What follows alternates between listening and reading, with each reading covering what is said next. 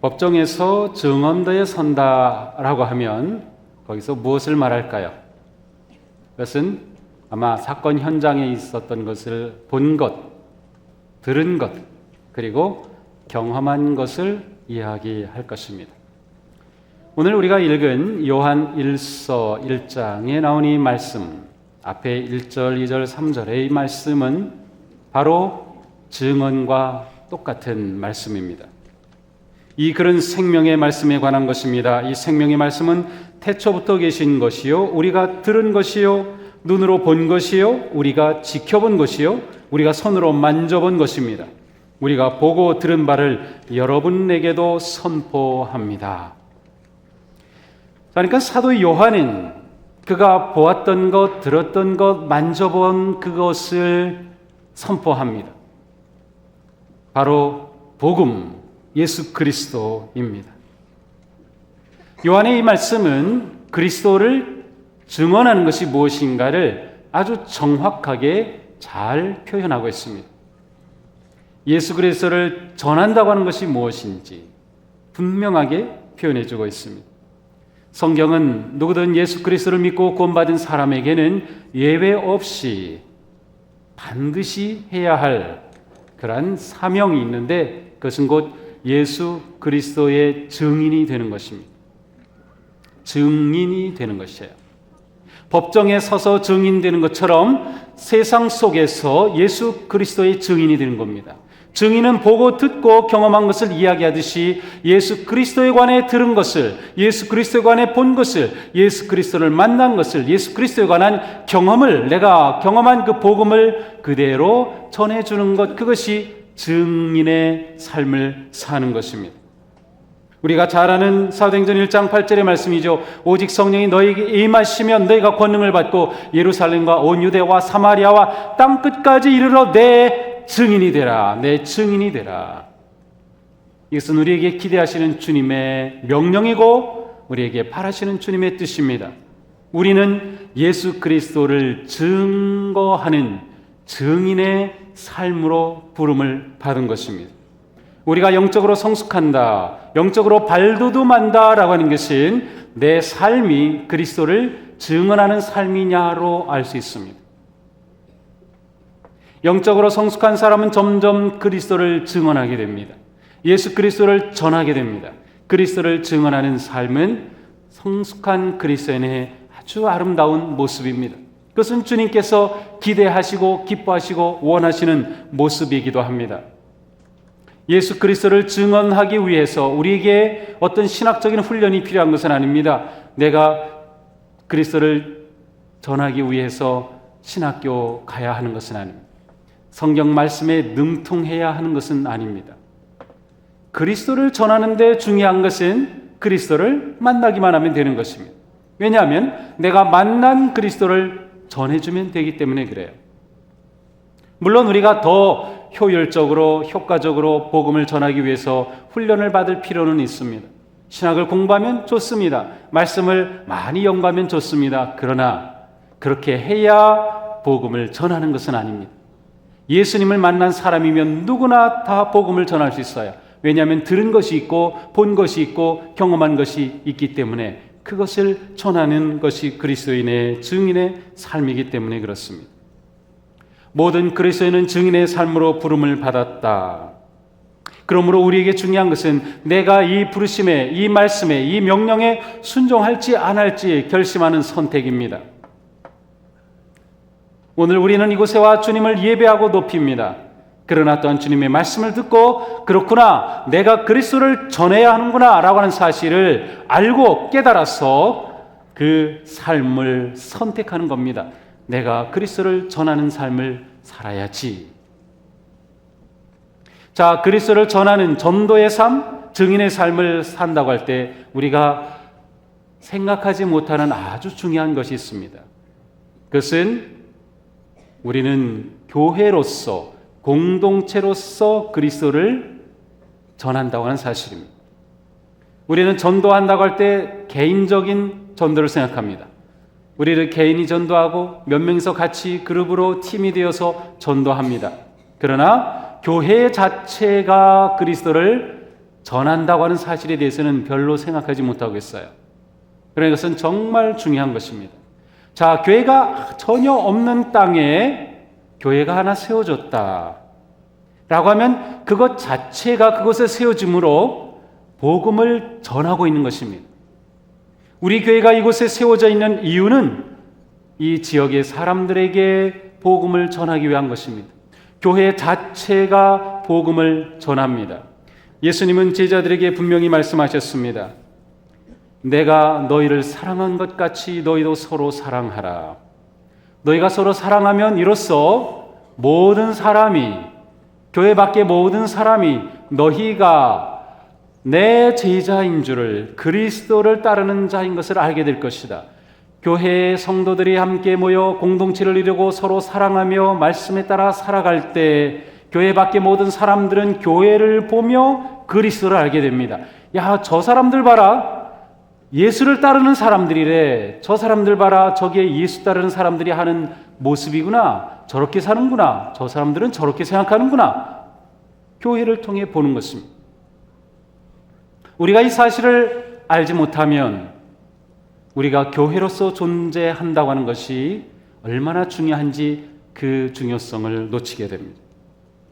우리가 전도하려고 할 때 사람들은 내가 누구인지 알기를 원하고 또 내가 어느 교회에 있는지를 알기를 원할 것입니다. 또 우리는 전도할 때 우리 교회 와보세요, 동수교회 와보세요 라고 초청을 합니다. 우리가 복음을 전할 때 내가 속한 교회가 어떠한 교회인지는 그 복음을 받는 사람들의 마음을 열고 닫는 데 굉장히 중요한 역할을 합니다. 우리 교회가 어떠한 교회인가? 우리 교회가 이 지역 사회에서 어떠한 역할을 하고 있는가? 매우 중요합니다. 만약 이 부평 사람들에게 설문조사를 하면서 동수교회를 아시나요? 아, 그러면 알죠. 동수교회는 어떤 교회인가요? 라고 물어봤을 때 과연 동수교회는 믿지 않는 세상 사람들로부터 얼마나 높은 신뢰도를 받을 수 있을까요? 아니, 교회 다니는 사람들로부터도 마찬가지입니다. 우리 교회의 신뢰도가 복음을 증가하는 데 아주 중요하다고 하는 사실입니다. 우리는 누군가가 전도하는 사람을 만나면 궁금하잖아요. 저 사람 어느 교회 다닐까? 혹시 이단은 아닌가? 알고 싶어 하죠. 우리도 마찬가지입니다. 교회는 교회로서 사실은 전도하고 있는 것입니다. 지금 한국 사회의 문제는 교회가 교회로서 전도하지 못하고 있다는 사실이에요. 불신자들의 교회에 대한 생각과 이미지는 아주 나쁩니다. 이것은 우리가 다 알고 있는 사실인가요? 목사인 저만 알고 있는 사실인가요?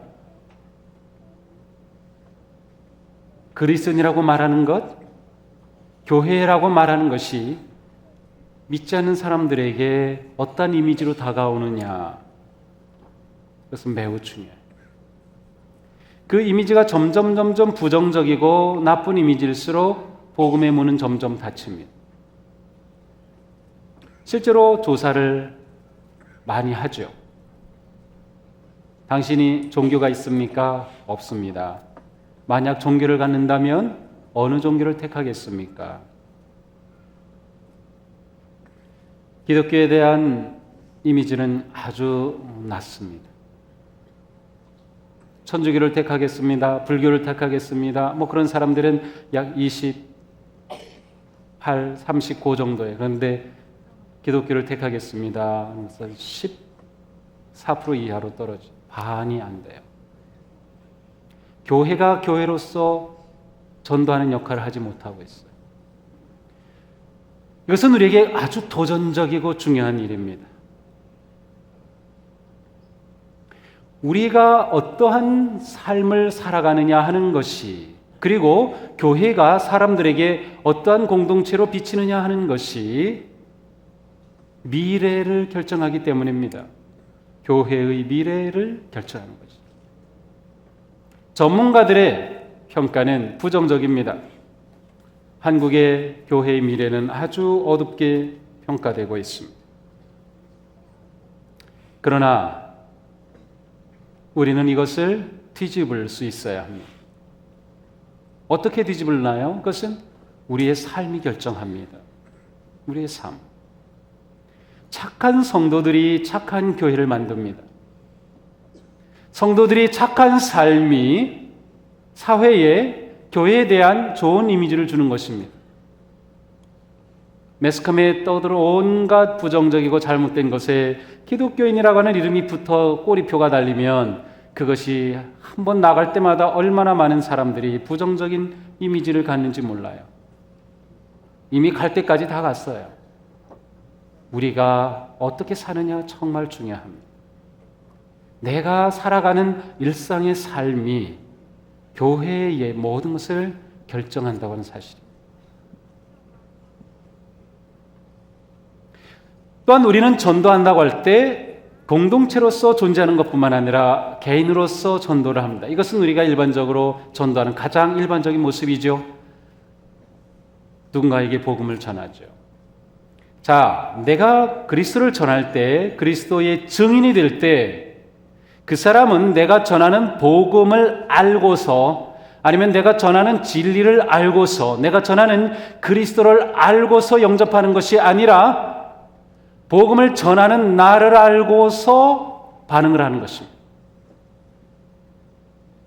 전하는 복음을 세상이 싫어하는 것은 복음이 싫기 때문이 아니라 전하는 사람이 신뢰감이 없기 때문에 그렇습니다.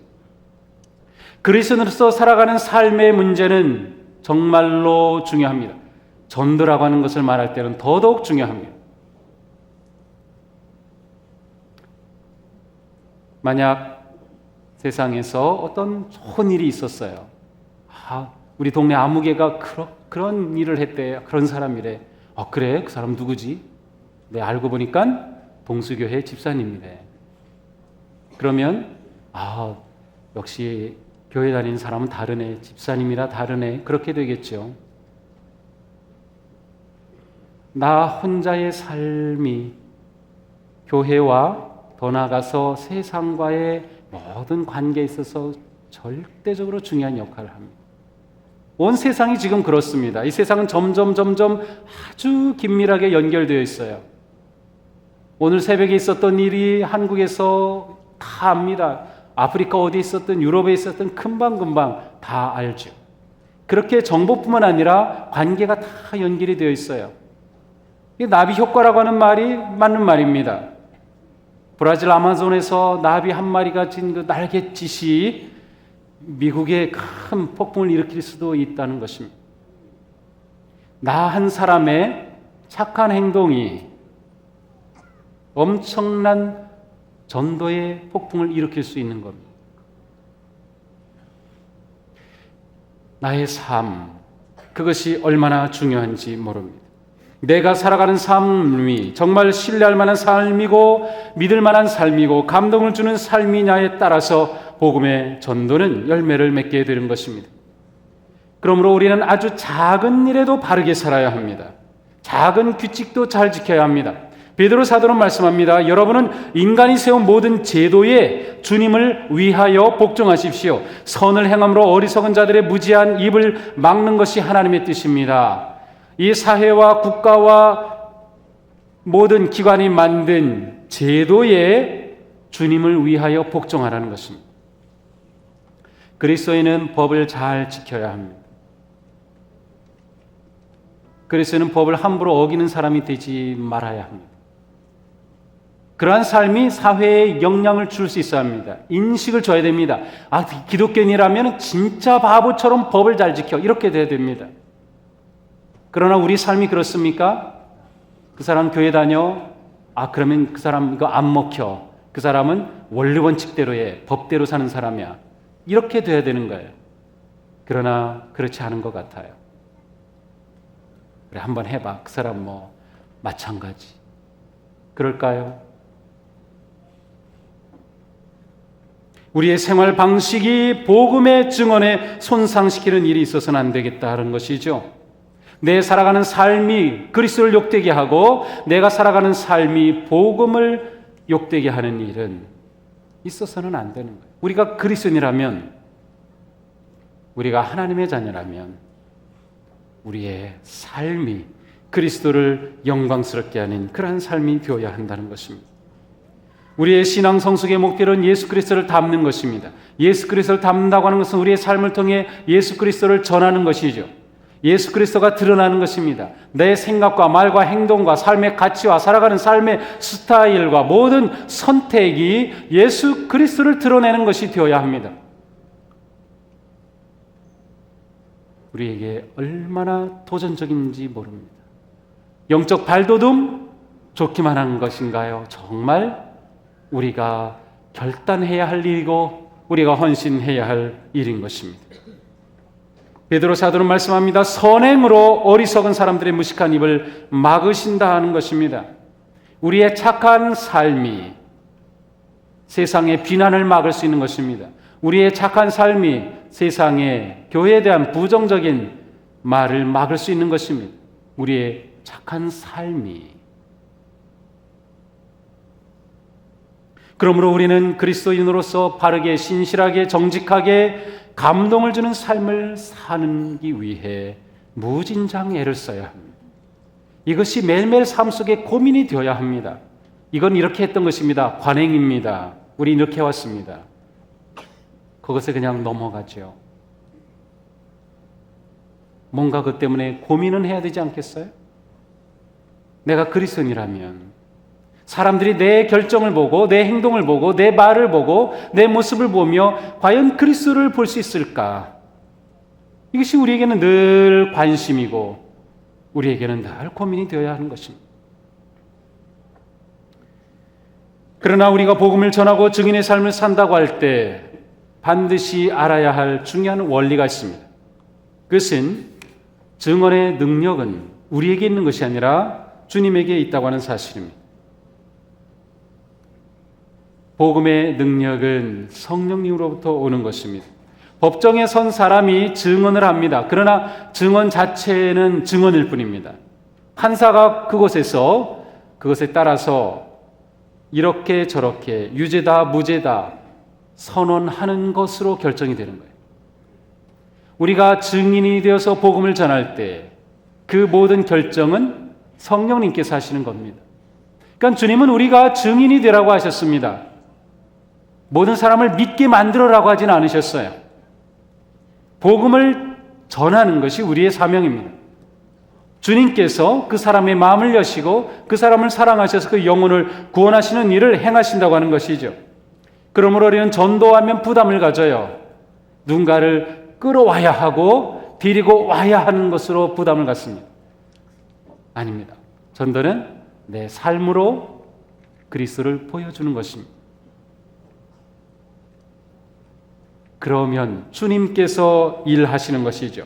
사도 바울이 루디아에게 복음을 전하였을 때 그때의 일을 성경은 이렇게 증언하고 있습니다. 두아디라시에 있는 자색옷감 장사로서 하나님을 섬기는 루디아라는 한 여자가 말을 듣고 있을 때 주께서 그 마음을 열어 바울의 말을 따르게 하신지라. 자, 이때 루디아는 유대인으로서 하나님을 섬긴 사람이었어요. 그런데 사도 바울이 그에게 복음을 전합니다. 그리스도를 전합니다. 그리스도가 메시아임을 전합니다. 주님께서 그 마음을 열어 바울의 말을 믿게 하셨어요.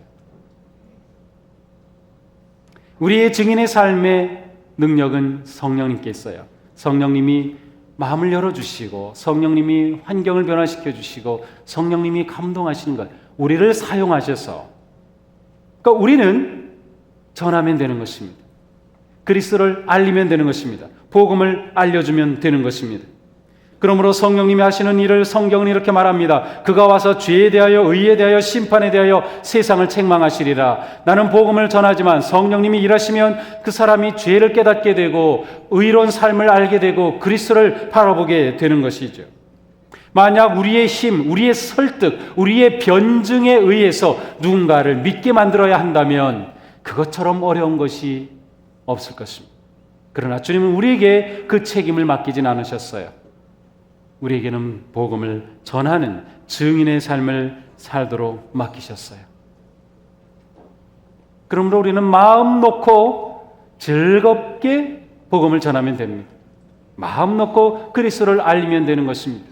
내 삶을 열어서 그리스도를 알리면 되는 것입니다. 나를 보십시오. 나는 그리스도인입니다. 우리가 복음을 전할 때 다른 사람들이 아니면 우리를 아는 사람들이 복음을 전하는 우리를 보고 어떻게 생각할까요? 그래, 나도 내가 전하는 그 복음, 나도 너처럼 교회 가서 너처럼 살고 싶어. 그렇게 반응할까요? 아니면 나 예수 믿고 너처럼 될까 봐 걱정이야.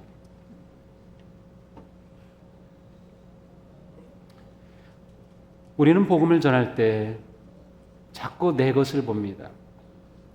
내가 가진 게 있어야 복음을 더 잘 전할 것 같고, 내가 많이 배워야 전할 것 같고, 내가 뭔가 좀 권력이 있고 힘이 있어야 복음을 잘 전할 것 같아요. 절대로 그렇지 않습니다. 세상 사람들이 우리가 돈이 있다고 복음을 받아들이는 거 아닙니다. 우리가 많이 배웠다고 복음을 받아들이는 거 아닙니다. 그거하고 전혀 무관합니다. 가난한 사람도 복음을 얼마든지 잘 전합니다. 배우지 못한 사람도 잘 전합니다. 중요한 것은 우리의 삶입니다. 내가 정말 복음을 누리는 삶을 사는지, 그리스도 안에서 복된 삶을 사는지, 기쁨의 삶을 사는지, 은혜의 삶을 사는지, 그것이 문제입니다. 우리가 감동을 주면 그 감동이 사람의 마음을 여는 것입니다. 실제로 복음을 전하여 예수님을 믿게 되는 경우는 전혀 모르는 사람인 경우는 거의 없습니다. 90% 이상은 내가 아는 사람을 데려오게 되어 있습니다. 내가 아는 사람에게 전하게 되어 있습니다. 중요한 것은 내가 그리스도의 명령에 따를 것인가. 그러므로 이제 우리는 한 가지 결단을 하면 됩니다. 그것은 입을 여는 것입니다.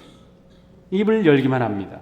모든 것이 다 준비되었어도 입을 열지 않으면 안 됩니다. 삶의 전도, 관계의 전도를 말합니다. 삶이 중요합니다. 그러나 입을 열어야 복음을 말할 수 있어요. 우리에게 사람들이 관심을 가지고 감동을 받는 삶을 사는 게 매우 중요한데 그것으로 가만히 있으면 저절로 나오는 경우는 거의 없어요. 입을 열어야 하는 것입니다. 한번 우리 교회 같이 가볼래? 교회 가는 거 생각해 본 적 있어? 예수님 알고 싶지 않아? 입을 여는 것. 우리 입이 왜 그렇게 무겁지요? 입이 열려지지 않아요. 복음을 전도하러 가면 그냥 전도지는 또 잘 줘요. 입을 열 필요가 없으니까. 그런데 입까지 여는 건 참 쉽지 않아요. 근데 입을 열어야 합니다. 근데 의외로 입을 열면 놀라운 일들이 일어납니다. 입을 열어야 돼요. 입을 열어서 무엇을 말합니까? 간단합니다. 듣고 보고 경험한 것을 말해주면 됩니다. 나는 이랬습니다. 나는 이렇게 주님을 만났습니다. 나는 이렇게 믿음 생활합니다를 말해주는 것입니다. 아주 간단합니다. 그것을 말할 때 그 말이 신빙성 있기 위해서 우리의 삶이 바라야 하는 것이에요. 우리가 아무리 좋은 말을 한다 하더라도 우리의 삶이 다른 사람들 볼 때 저렇게 사는 건 난 저렇게 살 바에는 저렇진 않아. 그러면 우리가 아무리 좋은 말을 해도 그 말은 의미가 없어요. 그러나 우리의 삶이 우리의 하는 말을 증거해 줄 때, 증명해 줄 때 우리의 말에는 열매가 있고 힘이 있는 것이에요. 올해 우리는 2020 붕2000 운동을 시작합니다. 2020년까지 예배자 2000명으로 세우자는 것입니다. 이것은 직접적으로 보면 전도운동입니다. 전도하여서 그렇게 세우자는 것이죠. 그러나 그 밑에 더 중요한 것은 우리의 삶의 운동입니다. 그리스도인으로서 제대로 살자. 그리스도인으로서 바르게 살자. 복음을 전하다 보면 결국 깨닫는 것이 있습니다. 내 삶이 변화되어야 되는구나. 복음을 전하는 그 사람이 중요합니다.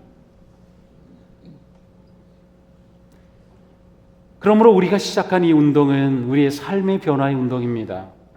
내 말이 달라지고 내 생각이 달라지고 내가 살아가는 삶의 현장에서, 가정에서, 직장에서, 일터에서, 이웃들과 함께하는 그러한 삶의 자리에서 무엇인지 내가 달라진 모습, 내가 성숙한 모습, 깊어진 모습, 그렇게 영적인 발돋움의 모습이 세워지는 것, 그렇게 될 때 전도는 자연스럽게 퍼져나가는 것입니다.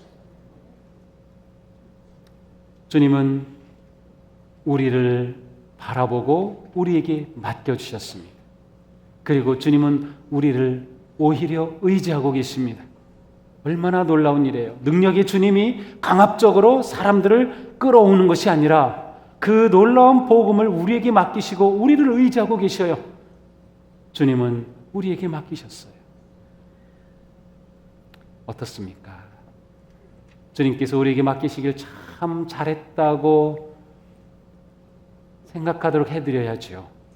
내가 너에게 맡기길 참 잘했다. 내가 동수교회 성도들에게 맡기길 정말 잘했다. 한번 우리 같이 도전해 보기 바랍니다. 삶의 변화를 도전하고 변화된 삶으로 이웃을 감동시키고 그 감동이 입을 열어 전도할 때 놀랍게 성령님이 역사하시는 삶, 한번 살아보고 싶지 않으세요? 이러한 삶 살고 싶지 않으세요? 놀라운 일이 일어날 것입니다. 기도합시다.